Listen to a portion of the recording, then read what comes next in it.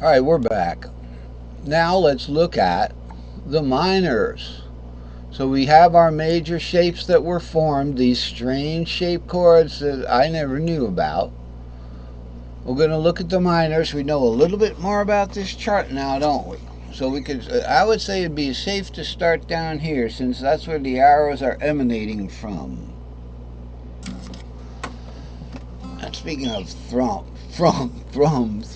Alright, so I'm going to use the sixth, or the Aeolian, alright, which is the sixth minor.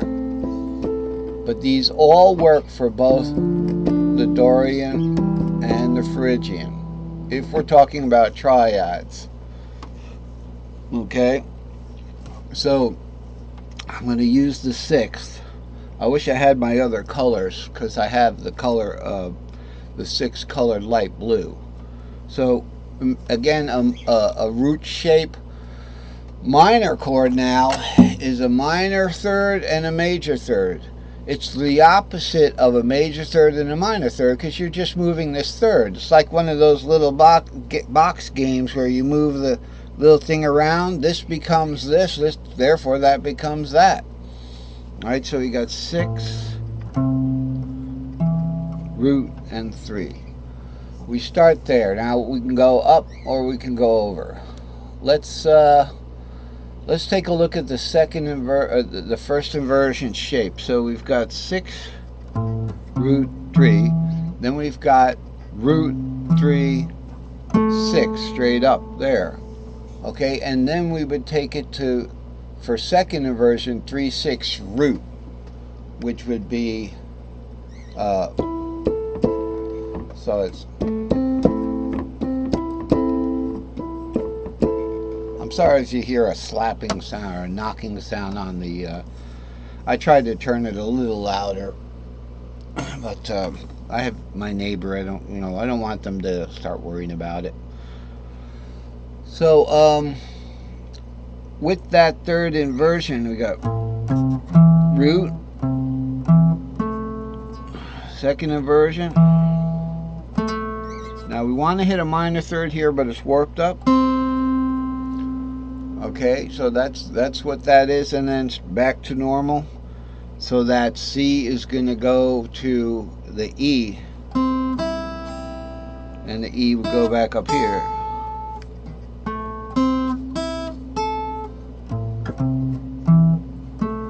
Alright, I'm going to do it 3 times. We'll keep going in circles.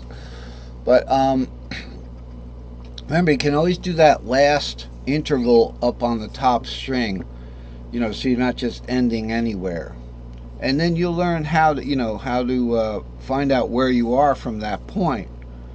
Alright? It's not that bad, but that's not the subject of what we're doing right here. So we went up in inversions, and we want, and I explained that we will eventually hit the warp, but let's look at it this way now. Starting again from the root position of A minor. Now remember, the Dorian and the Phrygian minors, the second and the third, work the same way. They're going to form the same shaped chords. It's all about the shape of the chord. So we got root here. Now, what if I put the first one through the warp? So first I'm going to find a 6 on string 3. Okay, so here. It's not working. Ah, pattern worked now, because we put through warp. Very good. Now we're going to find a 6 on string 4 and put the top 2 elements through the warp, which is root and third. So I'm finding 6 on string 4. Okay, first a minor third. That doesn't work. Ah, warped up. Then that major third that's left over because we changed the minor to the major when we went from the major to the minor. So that's a nice chord right there, tic-tac-toe right there. Didn't we have that with the major? Yes, we had that with the major chord too. Which one was that? Which one was that tic-tac-toe one? That was down here on string 3. It wasn't up top. So this actually was, well, yeah, string 3 from the root.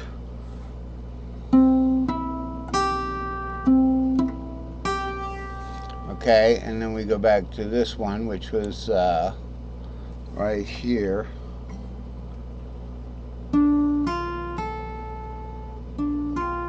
That's actually a D minor. Let's stick to what we're doing. So we get this shape, and again, see, 6 from the 4th. Here we are. That is part of the C cage. You can see where we are, where I usually put the fret, the capo here for you guys. Okay. So that's kind of like a little... Now remember, that's not a C anymore. That's an A minor. Okay. All right.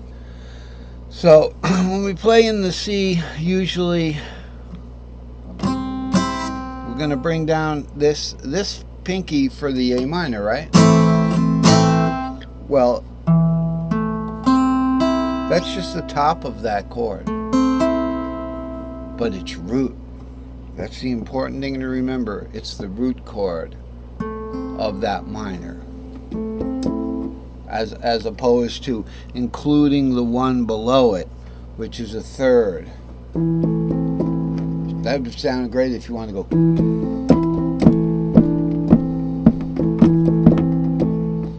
You know, but not if you just want a root chord. So we're going to go to the second inversion in that A minor, okay, which is a root from the second. Now we're going to do the second part of the root chord and then go straight up to the octave, which is 6 now. But when we pass that through the warp, let's first pass the 6 through the warp. So we find a 3 on the 4th string, okay, which would be an E on the 4th string. I'm going to do it over here. And we're going to go to the first our minor third. Alright. We're doing this one here, right? Alright. So first we're going to do our regular, that would be the, on the 3rd string, sorry. We're going to find a root on the 3rd string there. I'm on the 4th string. Bad me. Okay, and this is a root now. All right, here we are. So we go root 3 as usual, just like in the regular first inversion. But now we can't go straight up to the 6. We've got to go over, and we formed this little. It's a little first inversion chord, okay? It's a D shape A minor, all right? Now, why is it a D shape A minor?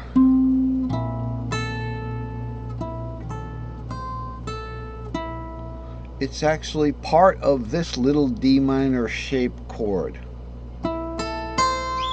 It's just you're hitting the root. Alright? So I consider it a D minor shape. It's part of a D minor shaped chord. If you added from the 6th there, the root up here, if we put this root here, okay, and we put that right there, alright, then we've got our D minor shape chord. Everybody knows that D minor shape down here is the actual D minor shape. Okay, but we're doing it from like way up here. So that's why that little D is there. Okay. Alright, if we put, now the important thing to remember is the 1-up rule with minors. So when you identify the minor shape, you go 1 up from D in a pentatonic scale and you get to E, and that E is the major shape.